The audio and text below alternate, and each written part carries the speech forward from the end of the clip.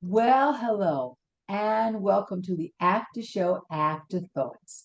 This is what happens after we've been on the air at Blog Talk Radio for an hour and some, and Bob has been talking about his journey, his life journey. And we had a wonderful time talking about how his whole journey as an artist started, and there are a lot of different levels of artistry in his life. I mean, there was writing rhyme poetry when he was a child, and then ultimately writing a poem, a play, and then becoming the artistic. Now, tell me, what was your position, Bob? First of all, this is Bob Ost. Okay, now, Hello. yes. Now tell me my favorite store. I mean, I think I still have maybe a shopping bag from Bonwit that I kept all these years because I loved it so much. It's so crazy that I talk about Bonatella to people all the time, and nobody knows what it is. So I'm Oh, so a New happy that you Yorker, had. but anybody who calls themselves a New Yorker knew about Bonwit. Because, and what was it, the second floor, the third floor? There was this floor where you went and all the silks and everything were always discounted. And I was a student. So it was like to dress beautifully to school and then be able to go and have a Bonwit outfit.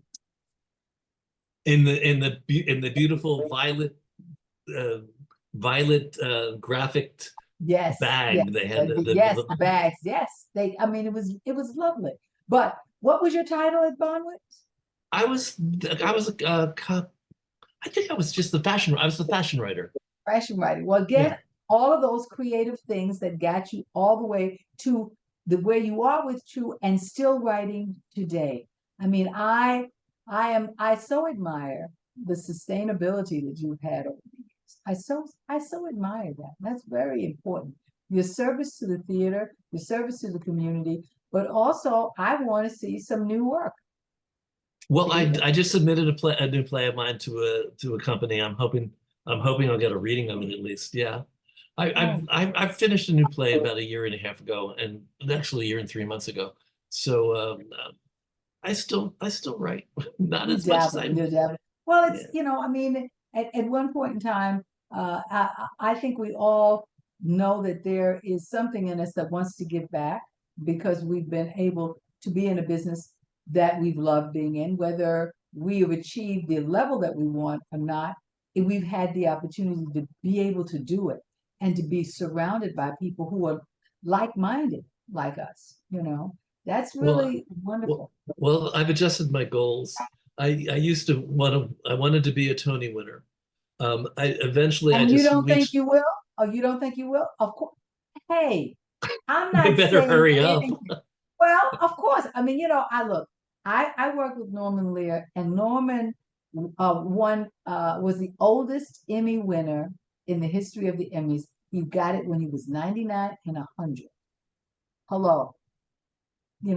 It revitalized the last years of his life. So no, it's never too late. Well, Never, never but over. I Never. also I also have adjusted my goals, and I basically share this with other writers. Basically, my goal right now is to find an audience that appreciates what I do. Yes, Um, but that and should be, that's a goal. I have that goal. One of the things that I do is a cabaret artist, and I sing the American Songbook or those songs that make me I put in that category. I have to find my audience. I have to find them. It's not everybody, They yeah. don't. It's an acquired taste. Oh, I'm sure you're a very easy taste to acquire. I You're won't say anything to that. you were great. You're just wonderful. Um, the thing about Bon Watella that's part of the story that I should share with you because I think you should know this is that towards the end of Teller, when it was being sold, and we knew there were rumors that it was going to close, and I was still working there.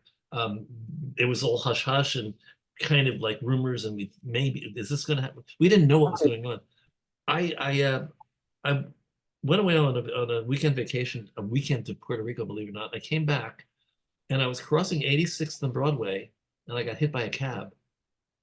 And I had an afterlife experience. I actually died on the street, and I came back. But I had this um, near-death experience, and which just changed my entire world. It changed everything for me. I knew as the cab was about to hit me, I just went, "Oh, not going to work tomorrow," and stuff like that. And um, while I decided that this was a gift of time, and I decided to sit down and write while I was convalescing. I convalesced for 6 months Wow. from I was battered up my whole right side. Um, Mm. so I started to write a musical about Bonwit Teller and about it being bought and closed and all that. And it was called Finale. And I Hmm. spent my convalescence was spent writing this show. Um, the most focus I've ever put on anything, and of course I had nothing else to do but heal. So it was just basically heal and write, heal and write. So that that led to a lot of other things. I mean, I won a couple competitions for the musical. I was part of NAMPT, National Alliance of Musical Theaters, with that musical. And this is the Shirley MacLaine story now. See, we get to the Good. Shirley MacLaine story. Shirley MacLaine Story. Yeah, Yeah. here it comes. I was going to see Pirates of Penzance in the park at Shakespeare in the Park, and I was in line with a friend of mine, Keith Sherman, and we're waiting to get in. And I looked and I said to Keith, "Look over there. You see who that is?" And he goes, "No, who is it?" "That's Shirley MacLaine." I was like, "Oh my God, that's Shirley MacLaine." I was so excited. I said, "Excuse me." And I left Keith and I ran over to Shirley MacLaine. I said, "Look, Miss MacLaine, I'm a huge, huge, huge fan of yours. But more than that, I'm a writer and I wrote this big fashion musical. And I've always imagined you being in this role. Would you consider reading it?" And she looked at me and she went, "Yes, yes, I will. I will." And I said, "I happen to have a copy of it with me right now." This is something I tell people never to do.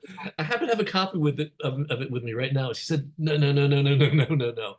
So I had a notebook in my hand, and she took my notebook and she took a pen and she opened the notebook and she wrote down her information. She said, "Send it to me here. I promise I'll get it." And she handed me back the notebook and the script. She didn't take the script. And I was so thrilled. I remember nothing about Pirates of Penzance, but I remember this.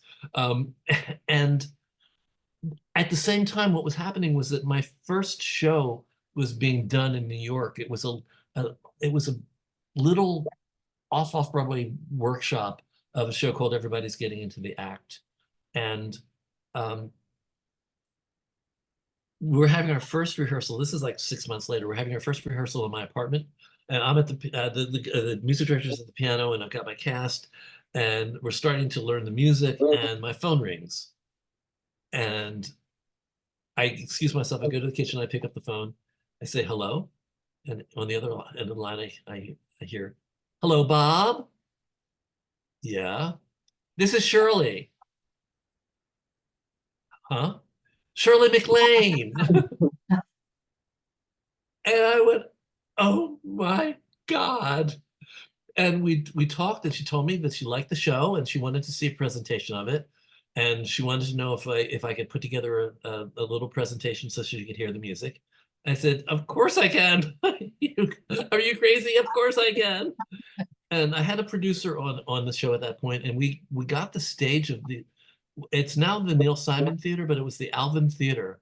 We actually did a presentation for Shirley MacLaine on the stage of the Alvin Theater.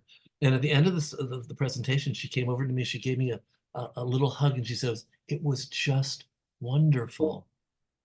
And I was like, "Ah." So I thought that was it. That was it. Well, I never heard from her again. It's like that was it. It was wonderful, but that was the end of it. So flash forward like about a year. I'm at Amadeus. I'm at the matinee of Amadeus. I'm in the mezzanine, and the intermission comes, and I walk downstairs, and I hear this murmurs on the stairs. "Shirley MacLaine, Shirley MacLaine, Shirley MacLaine, blah blah blah blah blah, Shirley MacLaine." I'm thinking, "Oh, Shirley MacLaine must be here. So I walk downstairs to the main floor. I go straight ahead and I take an immediate like left into this offshoot room at the theater. And there she is. And I come running up to her and I started saying how excited I was to see her and had she thought about my show at all, blah, blah, blah. And there's a pause and she goes, Bob, I'd like you to meet Prime Minister Trudeau.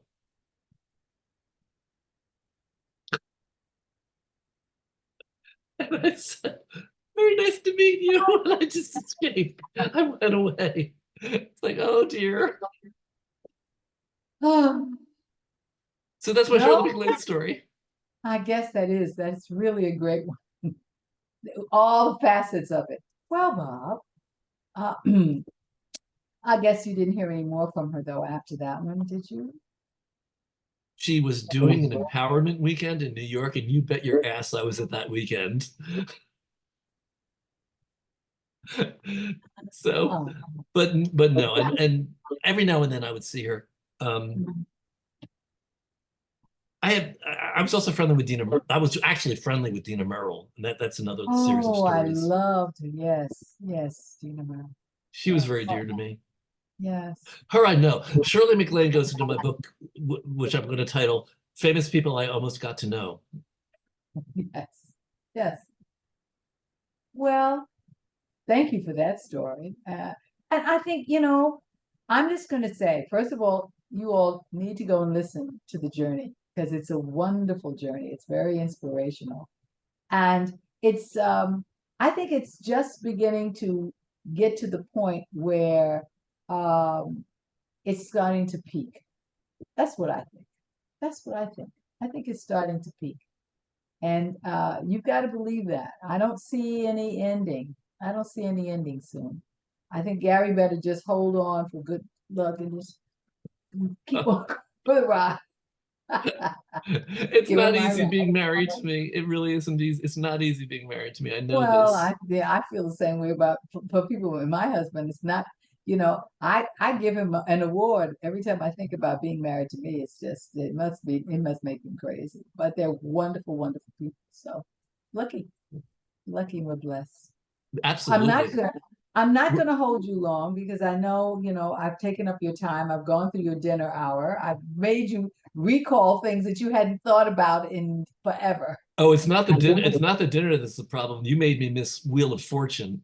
Oh, did you? Well, you can record it.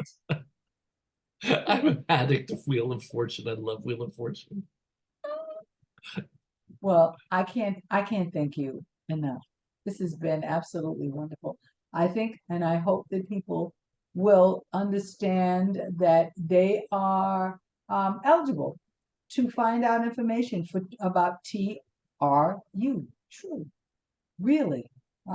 It is an organization that is so supportive, and I've done now two panels. Wonderful, wonderful work. I look forward to doing more. I look forward to being involved as much as you can remember me. Oh, But I'll so remember you. many. Don't worry. But thank you for all of that and all the involvement and any help that I can be as advisory, being on that board. I hope I can be. It's an honor and a pleasure to Oh, serve. I'm so blessed to have met you. I'm just so happy that I know you. Well, I didn't know what was going to happen when people were saying, "Oh, uh, invite Lynnie Godfrey to be on your panel." I didn't know what to expect, but it was fate. It was karma. well, thank you. Thank you.